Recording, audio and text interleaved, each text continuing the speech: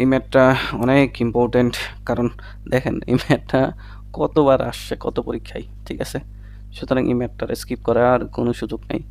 কঠিন আর সহজ যাই হোক ম্যাথটা করতে হবে, হ্যাঁ। আচ্ছা আমরা ম্যাথটা সলিউশন করি।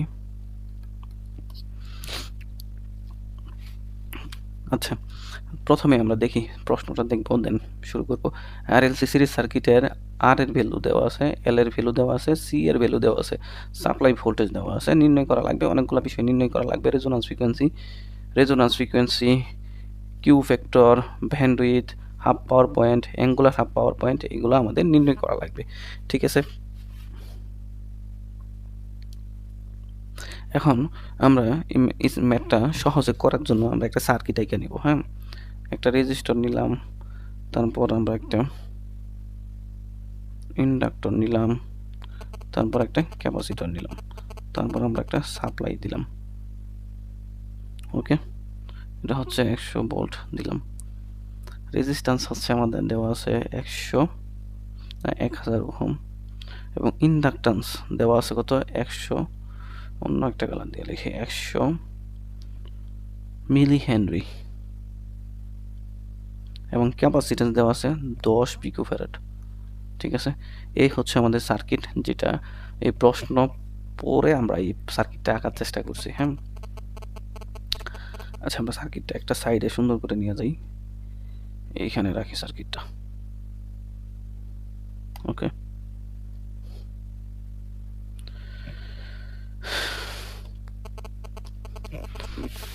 এখন এই সার্কিট থেকে আমাদের প্রথমেই চাইছে কি রেজোন্যান্স ফ্রিকোয়েন্সি, তাহলে রেজোন্যান্স ফ্রিকোয়েন্সিটা প্রথমে বের করে ফেলবো। এতে আমাদের চাইছে রেজোন্যান্স ফ্রিকোয়েন্সি, রেজোন্যান্সের ফ্রিকোয়েন্সি সূত্র কি 1/2π√L এবং সি।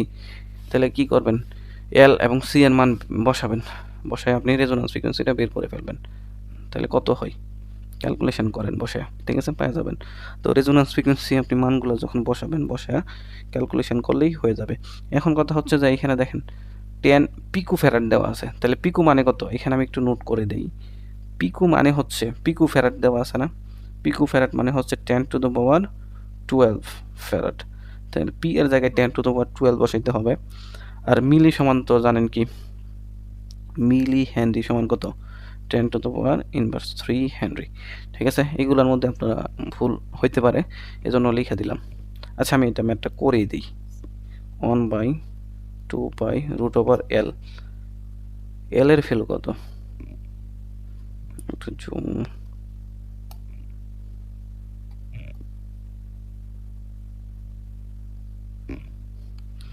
এল এর ভ্যালু হচ্ছে আমাদের 100 মিলি হেনরি, তাহলে 100 × 10⁻³ তারপর সি এর ভ্যালু হচ্ছে যে 10 পিকোফ্যারাড, 10, আর পিকো মানে হচ্ছে 10⁻12। এখন ক্যালকুলেশন করি, ক্যালকুলেশন করলে আমরা ফ্রিকোয়েন্সি পাই 159.155 কিলো হার্টজ, ঠিক আছে? এটা কিন্তু আমাদের একটা আনসার হয়ে গেল, ঠিক আছে। তারপর আমাদের কিউ ফ্যাক্টর চাইছে, বিতে কি চাইছে কিউ ফ্যাক্টর, কিউ ফ্যাক্টর একটা সূত্র আছে, কিউ ফ্যাক্টরের সূত্র হচ্ছে যে 1/r√L/c, কিউ ফ্যাক্টরের সূত্র হচ্ছে এটা। তো এইখানে মানগুলো বসাইতে হবে, ঠিক আছে? বসাইলেই আমাদের ম্যাথটা হয়ে যাবে। তো 1/r, আর এর ভ্যালু কত দেওয়া আছে সার্কিটে 1000,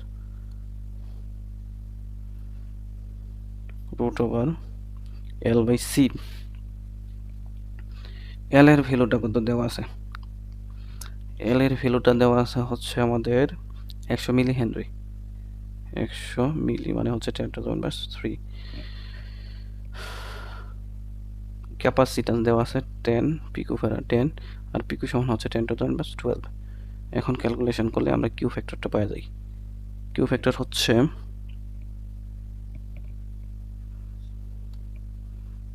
আমাদের জায়গার স্বল্পতা। আচ্ছা কিউ ফ্যাক্টর হচ্ছে এটুকু ক্যালকুলেশন করলে আমরা কিউ ফ্যাক্টর পাওয়া যাই 100 আসে, কিউ ফ্যাক্টর আসে 100, ঠিক আছে? এটাই হচ্ছে আমাদের একটা আনসার হয়ে গেল, ঠিক আছে। তারপর হচ্ছে যে ব্যান্ডউইথ, তাহলে ব্যান্ডউইথ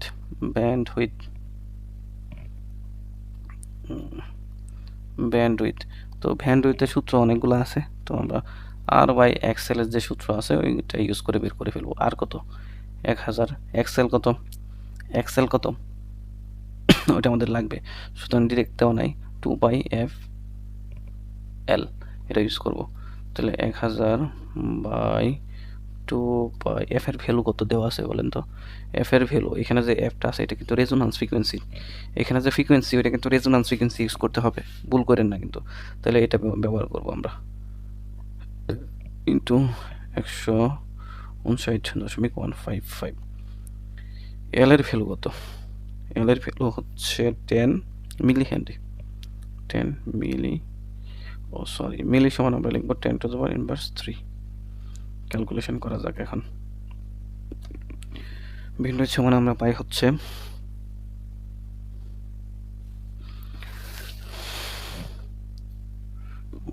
1591.55 হার্জ। এটাই হচ্ছে আমাদের আনসার। ঠিক আছে, তাহলে আমরা অনেকগুলো আনসার বের করে ফেলছি। ব্যান্ডউইথ সি নাম্বারে চাইছিল, তারপরে আরও অনেক কিছু চাইছে যেগুলো আমরা করব। সেই জন্য আমরা কি করব, প্রশ্নটাকে একটু নিচে নিয়ে যাই, তাহলে আমাদের ইজি হবে। যেহেতু এইখানে জায়গা নাই এই জন্য আমরা প্রশ্নটাকে নিচে নিয়ে আসলাম। আরেকটা কাজ করি, সার্কিটটারও নিচে নিয়ে আসি আমরা, তাইলে আমাদের ডাটা দেখতে অসুবিধা হবে। সার্কিটটাকে আমাদের নিচে নিয়ে যাইতে হবে।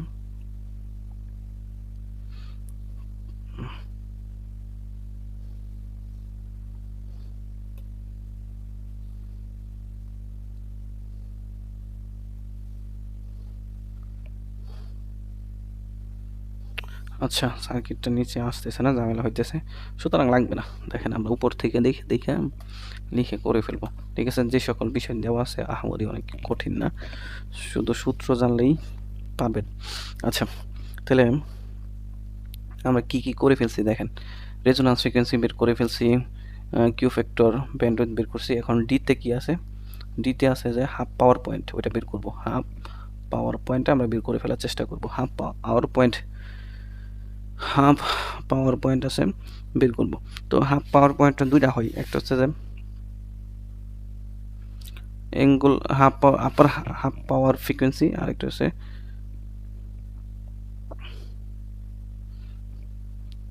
আচ্ছা, তাহলে প্রথমে আমরা আপার হাফ পাওয়ার ফ্রিকোয়েন্সিটা বের করে ফেলার চেষ্টা করি। আপার, আচ্ছা এটুকু লিখলাম না, আপনারা চাইলে লিখে দিতে পারেন। আপার হাফ পাওয়ার ফ্রিকোয়েন্সিটা আমরা FH দ্বারা প্রকাশ করি, অথবা F1 দিয়েও প্রকাশ করি। আপারটা 2 দিয়ে প্রকাশ করি। হ্যাঁ, আচ্ছা, তাহলে এটা সূত্রটা হচ্ছে রেজোন্যান্স ফ্রিকোয়েন্সিতে আমরা কি করব, যোগ করব যে আমাদের ব্যান্ডউইথ আছে, ব্যান্ডউইথ কি R বাই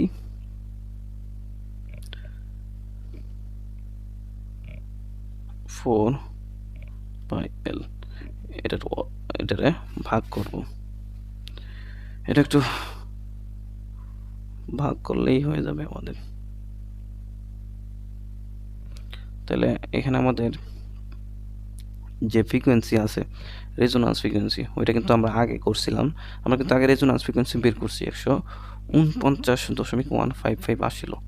ঠিক আছে, ইন্টু কিলো আসছিল, তারপর হচ্ছে প্লাস 1000/4/L এর ভ্যালু কত ছিল? 100 মিলি হেনরি না মিলি ফ্যারাড আর কি। আচ্ছা, এটুকু ক্যালকুলেশন করলে আপার ফ্রিকোয়েন্সিটা পাওয়া যাব। আপার ফ্রিকোয়েন্সিটা হচ্ছে আমাদের এটা ক্যালকুলেশন করলে আসে হচ্ছে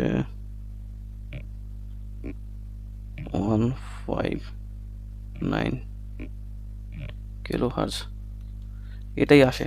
ঠিক আছে, পরে লোয়ার ফ্রিকোয়েন্সিটা আসে, লোয়ার ফ্রিকোয়েন্সিটাও আমাদের বের করা লাগবে।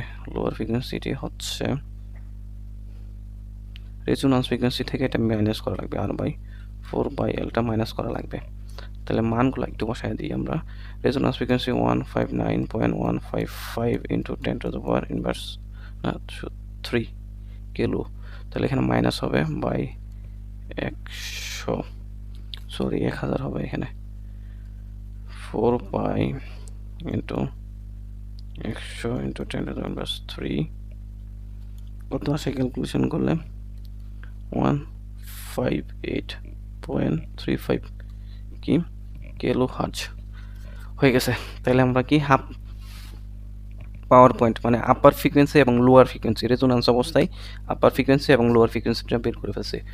এই যে আমরা যখন কার্ভ দেখি কার্ভের মধ্যে এখানে রেজোন্যান্স ফ্রিকোয়েন্সি, এখানে আপার ফ্রিকোয়েন্সি, এখানে লোয়ার ফ্রিকোয়েন্সি, ঠিক আছে। তাহলে এটা লোয়ার, এটা হচ্ছে আপার, দুইটাই আমরা বের করে ফেলছি এবং রেজোন্যান্স ফ্রিকোয়েন্সিটাও আমরা বের করছি, ঠিক আছে।